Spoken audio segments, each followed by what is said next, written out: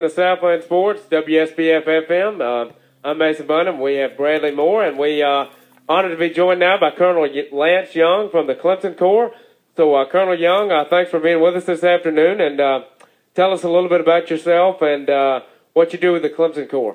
And thanks for your service to the country also. Mason, thank you so much. That's very kind of you. It's been an honor to serve in the military, and it was nice to be able to retire here in the Clemson area and continue on with some of the military traditions that you have here at Clemson University.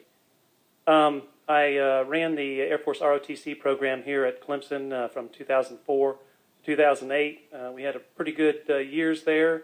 We were lucky enough to be the best unit in the nation in 2006, and that was a lot of hard work by a lot of our airmen.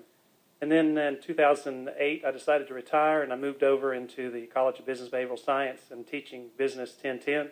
Hopefully some of the listeners out there from Business 1010. But I teach that class, and then I got involved in Clemson Corps. Clemson Corps is a group of folks. It was established in 1998, and it has a twofold mission. First, to provide scholarships through alumni giving to help attract young men and women into the Air Force ROTC program, and to help perpetuate Clemson's proud military heritage. And I think that we're really going to focus on that this evening. What do you think, Mason?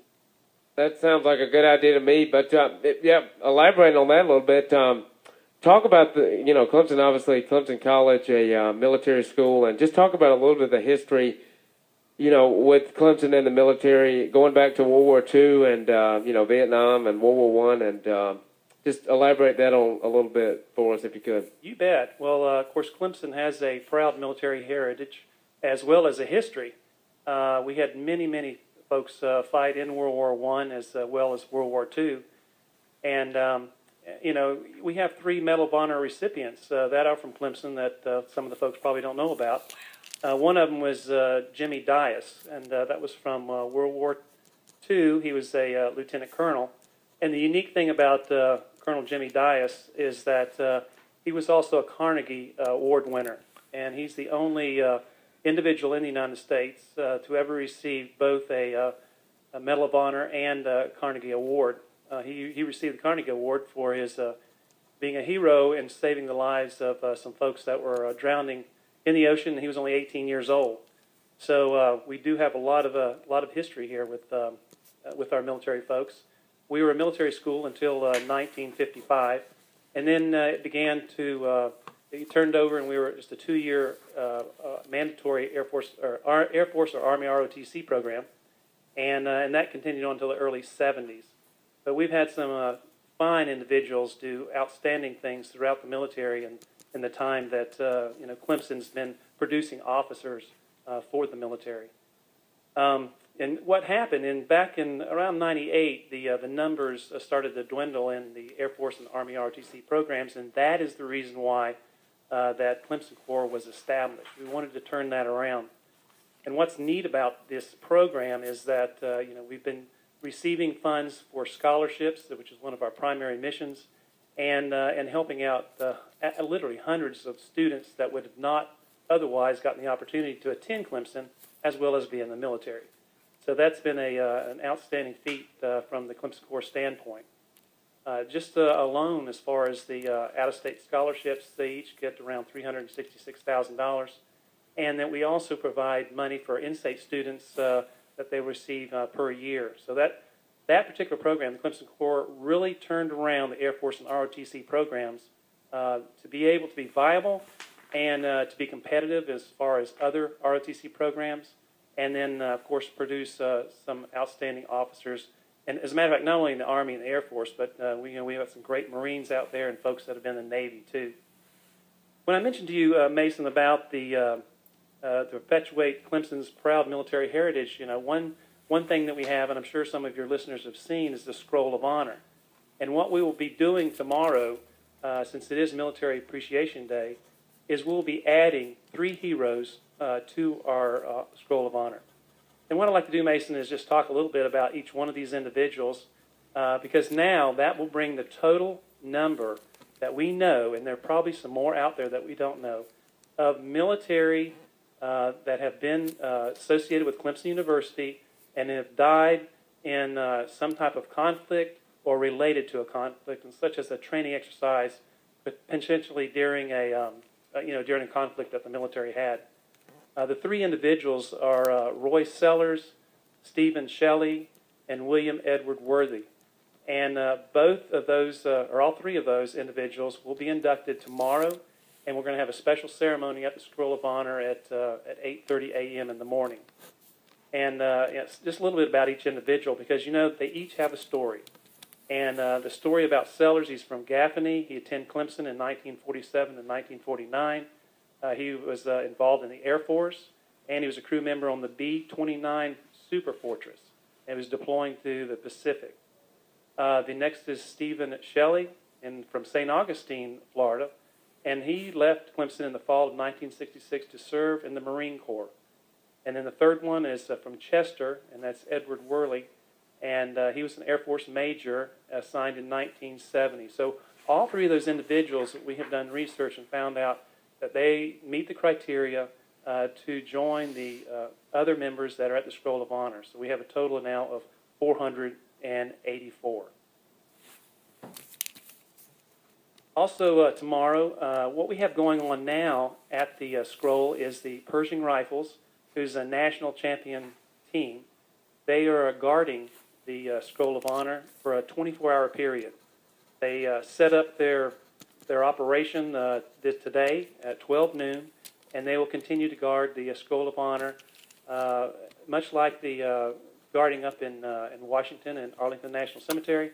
They will guard this particular location for a 24-hour period until tomorrow at 12 o'clock.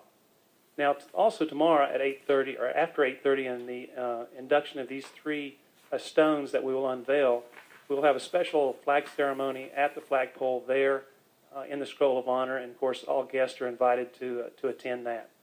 And then if you're a Clemson graduate or just a Clemson member and have been in the military or retired from the military or currently active duty, we're having like a tailgate.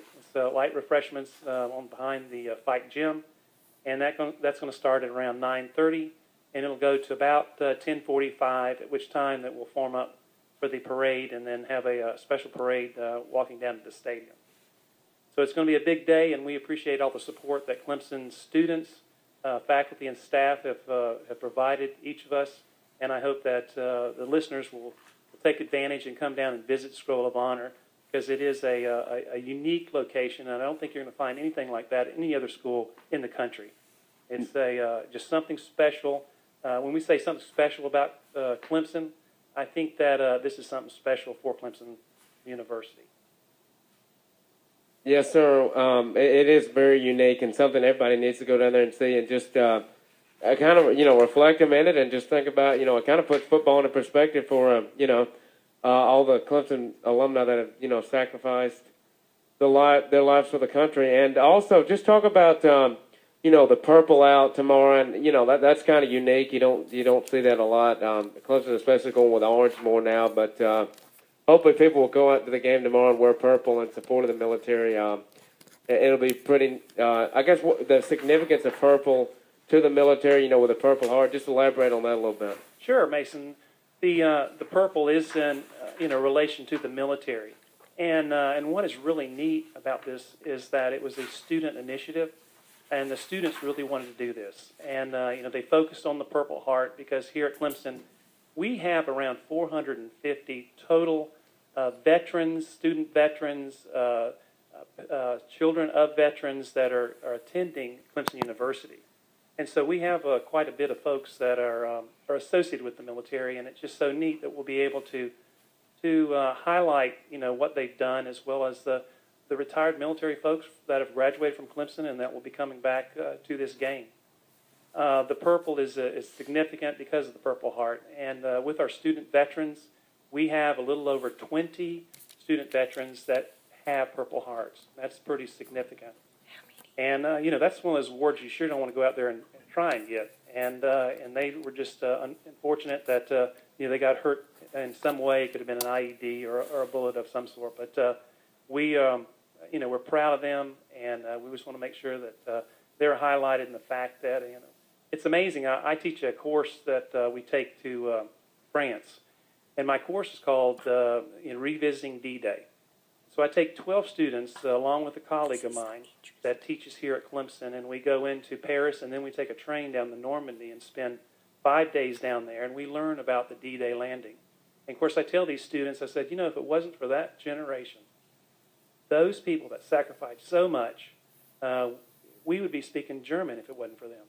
So not only, you know, it's significant of Clemson, but you know, Clemson, I take the students to Coville at Normandy, and we visit the grave sites of Clemson folks, and we go down to Brittany, and there's some folks down there. There's one individual by the name of Captain Ben Anderson, and when I took this group down there, I took this picture of the stone, the marker, and we added that on a website. And if you go on the Clemson website and go to Clemson Core, and you can scroll to the Scroll of Honor, and you can find out more information about these individuals. But this Captain Ben Anderson was really struck me as a pretty interesting individual because of the awards he had won and what he did. He was a captain when he got killed.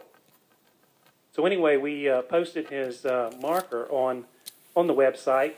And then about, 3 months later, I get this email from a guy named Fletcher Anderson. And Fletcher lives here in town. And as a matter of fact, he used to be a football player here at Clemson. And Fletcher said, did you know about this this marker?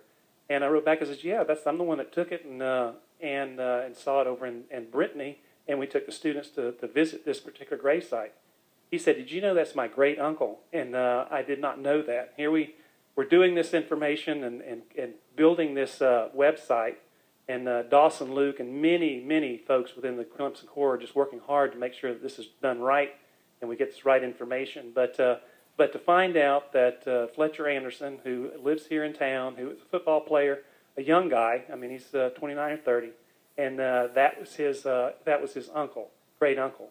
And he's never had a chance to go over there and visit the gravesite, but every time I go over there with these students, when we're teaching them about the D-Day landing, I take them by there and tell them that story about you just never know that these people, they went forward. They were heroes in every sense you can think of, and lost their lives. But you know, we're remembering them, and I think that is the key, and we need to continue to do that because so many people have given up so many sacrifices so we can have the freedoms that we have today. Yes, sir. That's a really cool story. Thanks again for your service. You know, being someone who's really involved with military and ROTC at Clemson, can you just elaborate on what Military Appreciation Day means to you? I tell you, you know, I wasn't fortunate enough to graduate from Clemson University, but when I was assigned here, I came in from Biloxi, Mississippi as a base commander, and I was just really looking forward to working with cadets because I had been at the Air Force Academy as a commander. And that first year that I was here, and I heard about the Military Appreciation Day, and I think, man, that is an awesome thing that people would recognize the service that we've done. And all of my colleagues in the military, we love serving the United States, and it just makes us feel so good. And it was so much fun to be able to help arrange F-16 flyovers or whatever that we could at the time. And how it has grown here at Clemson University is phenomenal. And now that we've gotten, you know, the ACC schools involved, and they're having something similar, it's been a phenomenal process. And I just feel proud, and I really feel proud, especially when the students are involved, and a student that really doesn't understand the military but wants to learn about the military. And I'll give you for instance. Just today, I'm talking about like an hour and a half ago, I also have another program that I teach here. It's Management 297. It's a creative inquiry course. And it's called the Veterans History Project. And you can go online and you look up, go to the Clemson website, and you can see the Veterans History Project where you can pull up the website. And believe me, the students have done all this work. And what we do is we go out and we get veterans' stories. And I collaborated with the Library of Congress and another young guy named Daniel Mack, who is a student here, as a senior. It was his idea, so he's right there with me this whole process. And so we have built this, not me, these students have built this website, and they're going out and they're getting stories from our veterans, you know, like World War II, It could be Korea, it could be Vietnam, or whatever the case might be. So just an hour and a half ago, I was in my office, and I have a young freshman that is in this course, and this is his first semester. And he comes to me and he says, I finished 2 interviews today. I said, that's great. Who did you interview? And he sat there and he says, what was amazing is I interviewed Phil Prince, and I did not realize he was a Clemson president, and he was in the military on 2 different occasions. Back in 1944, he was called up after playing 3 football games. And of course, the listeners don't know about Phil Prince. He was quite a football player and did extremely well. But it was amazing to listen to this student and how much he learned by this process. And now he knows everything. He knows more information about Phil Prince that probably most people here at campus knows about him. But what is neat about this is we have it all on tape. We have it all on film. And so what we're doing is we're converting all that, and we'll upload it to our website so other individuals can see the same type of interview that Zach had given Dr. Prince. So, it is a living thing, and we need to get these stories, and we need to make sure these stories are told, and these military individuals have their opportunities to tell, what they did and how they participated and were involved in our military process. So it's continuing to go very smoothly, and if the listeners get a chance, you ought to try and go and take a look at this website. Like I say, it's the Veterans History Project, and it is amazing some of the interviews that we have taken, that we have received, and once again, it's all students. All students get these interviews, and then we upload them into our website, and then we take the original and send it to the Library of Congress in its catalog for future generations to be able to see. Well, Colonel Young, thanks again for joining us this afternoon on the show, and we really appreciate it. But before we let you get out of here, and thanks again for your service to the country, and just run down the events again going on tomorrow with the Scroll of Honor, if you don't mind, for the listeners, so they can get out there and check all those things out, and, because they'll be really neat to see, and hopefully a lot of people will turn out for the ball game tomorrow and wear their purple. But thanks again for joining us this afternoon, and just run down those things again for us so people can get out and see what's going on tomorrow. And thanks again for your service to the country. We appreciate it and all you do for the Clemson Corps. Thank you, Mason. I do appreciate that. Well, tomorrow at 8:30, we have the unveiling of for 3 heroes that will be added to the Scroll of Honor. And we have the family of one of those recipients that will be here. So it'll be a special thing for them as well as us. And we're going to unveil that at 8:30 with a special program. Then at 9 o'clock, we'll have a changing out of the flag there at the Scroll of Honor.